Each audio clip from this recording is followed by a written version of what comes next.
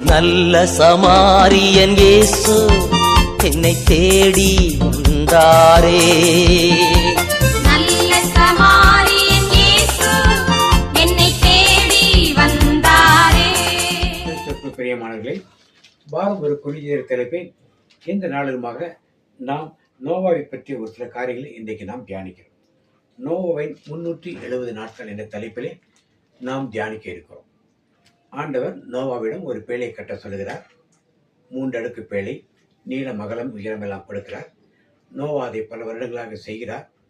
படித்த பின் ஒரு நாள் ஆண்டவர் எல்லா மிருகங்களையும் ஜோடி ஜோடியாக, காட்டு மிருகங்கள், நாட்டு மிருகங்கள், சுத்தமானவர்கள், அசுத்தமானவை எல்லாத்தையும் உள்ளே கொண்டு போ, பறவைகள் எல்லாத்தையும் உள்ளே ஜோடி ஜோடியாக கொண்டு போ என்று சொல்லி ஆண்டவர் சொல்லுகிறார்.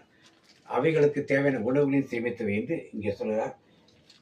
தொடக்க நூல் 6ஆம் அதிகாரம் 21ஆம் வசனத்திலே, உனக்கும் அவைகளுக்கும் ஆகார விதமான சகலவித போஜன பதார்த்தங்களையும் சேர்த்து ஒரு இடத்தில் வைத்துக்கொள் என்றார். எல்லாம் ஆண்டவர் தூக்கி வைக்க சொல்லிட்டாங்க.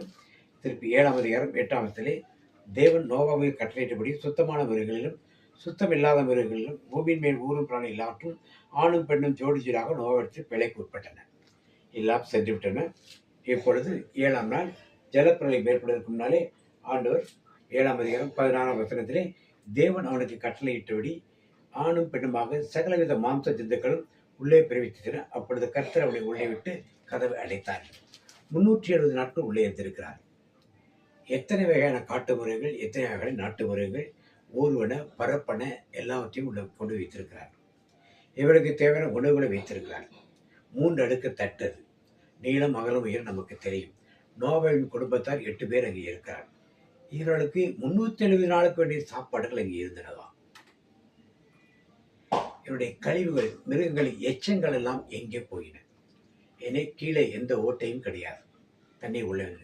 மேலே இருப்பது ஒரே ஒரு தட்டு, ஒரே ஒரு ஜன்னல் மட்டும்தான் வெளிச்சத்திற்கு, வேறு எதுவுமே கிடையாது. இந்த 370 நாட்கள் எப்படி இவரை சாப்பிட்டு கொண்டிருந்தன? ஒரு மிருகம் ஒரு மிருகத்தை அடித்து சாப்பிட்டுச்சா? எப்படி சாப்பிட்டு கொண்டிருந்தார்? இந்த கழிவுகளெல்லாம் வாடை எடுத்திருக்குமே. வாடையெல்லாம் நீக்க என்ன செய்து கொண்டிருக்க முடியும்? எவ்வளவு சுத்தம் செய்ய முடியும் அவர்களால்? 8 பேரா?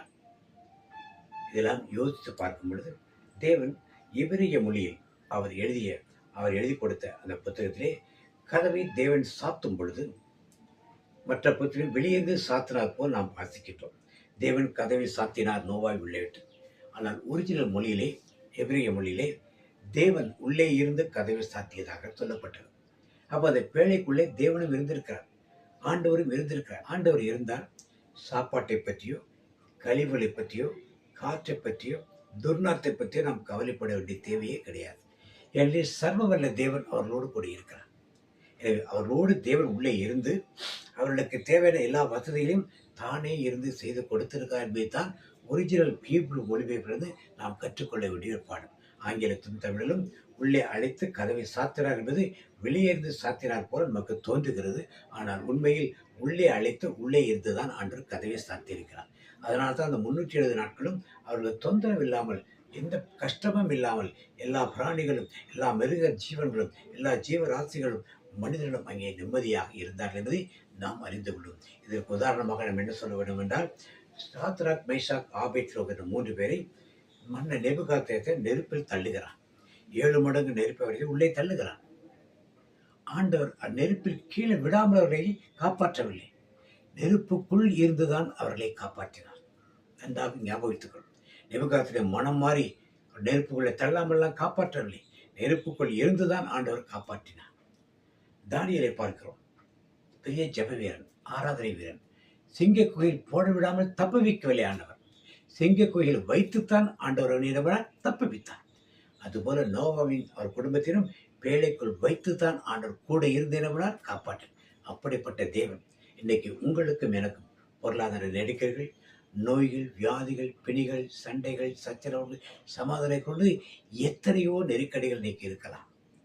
அவருக்கு 370 நாட்கள் இருந்தன. தானியேல் ஒரு நாள் இரவு பகலும் அங்கே இருந்தார். ஆனால் சாத்ராக், மேஷாக் போட்டு கொஞ்சம் ஒரு சில மணி நேரங்கள் தான் இருந்தார். இன்றைக்கும் உங்களுக்கும் எனக்கும் எத்தனை நாள் ஆயிற்றோம், எத்தனை மணி ஆயிற்றோம், எத்தனை வருடங்கள் ஆயிட்ட, கவலைப்பட வேண்டாம்.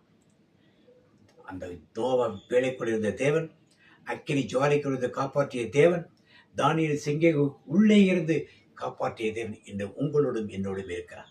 அந்த ஆண்டவர் 370 நாட்கள் மட்டுமல்ல, ஆயுள் முழுவதும் நம்மளை காக்க வல்லவராக இருக்கிறார். இதை அறிந்து, இதை தெரிந்து அந்த ஆண்டவர் நாம் பற்றி கொண்டு, அவர் எங்கள் தேவன் வல்லவரே, எங்களை காக்க வல்லவரே என்ற பாடலை பாடி நாம் ஆண்டவரை மகிமைப்படுத்தி, அவர் சேட்டைகளுக்குள் அடைக்கலமாப்படும், அவரது பேழைகளுக்குள் நாம் இருக்கும் பொழுது நமக்கு பெரிய அடைக்கலம் கிடைக்கும். இயேசுக்கு புகழ், இயேசுக்கு நன்றி.